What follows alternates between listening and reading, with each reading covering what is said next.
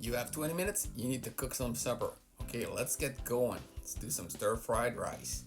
Add some avocado oil in the pan, get that warmed up. Add half broccoli, a couple of carrots.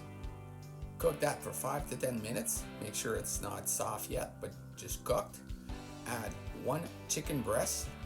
One chicken breast per person is probably good enough. So in this case, I got two celeries, 3 green onion. Cook that until the chicken is well cooked. At the same time, get your rice going in your rice cooker. 3 cups of rice is going to be good enough. The next thing I'm going to do is I'm going to put 2 eggs in the middle. Cook that like scrambled eggs. Mix all of that together once the eggs are cooked.